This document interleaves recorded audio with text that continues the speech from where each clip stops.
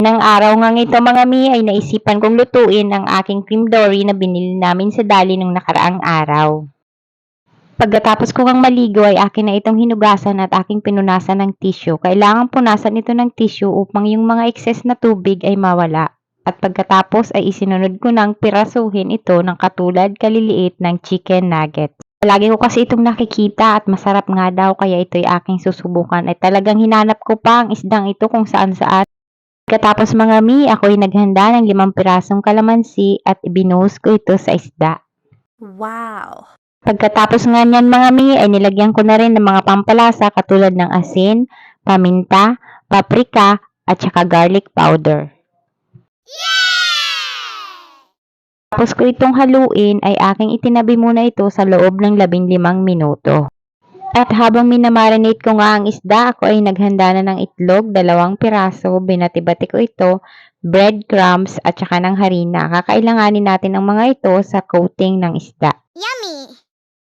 Tapos nga ng 15 minuto ay akin muna itong ilagay sa strainer upang yung excess na tubig ay mawala. At para nga hindi ako mahirapan mga mi, ay inilagay ko na itong lahat sa harina at pagkatapos ay inisa-isa ko itong ilagay sa itlog at saka sa breadcrumbs. At dahil nga hindi na tayo sanay gumamit ng chopstick ay medyo nahirapan nga tayo. Pero kailangan nating magtiyaga kasi pag walang tiyaga, walang nilaga, wala ring kakainin. Panahon ngayon May, dahil hindi naman tayo sinilang na mayaman, kailangan lagi tayong may baong, sipag, tiyaga, at mabuting kalooban. Para kahit saan man tayong lupalop ng mundo makarating, tayo ay iingatan ng nasa taas na laging nakatingin sa atin. At wag na wag tayong gagawa ng masama sa kapwa. At ito na nga mga mi, natapos ko din. At isinunod ko ng magpainit ng kawali at pagkatapos ay nilagyan ko ito ng mantika at nang mainit na ang mantika ay inilagay ko na ang aking mga fish fillet. At nang ganito na nga ang itsura, ay hinango ko na sila isa-isa.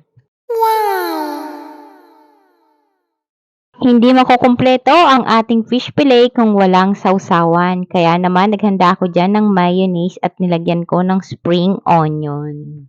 At ito na nga si Kulit. Aba, hindi pa nga ako tapos ay panay na ang dukot. Oh, mauubos na niya ang aking niluto. At masarap daw talaga.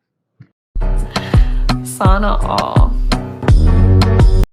At ito na nga mga mi, titikman na natin. At unang kagat para sa lahat.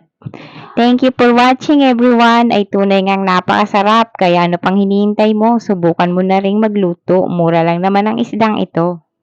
At ito nga si Bunso ay kanina pa nasigaw ay nagugutom na daw siya. Kaya naman dinala ko na siya dito sa lamisa at sobrang sarap daw. Thank you for watching. Bye!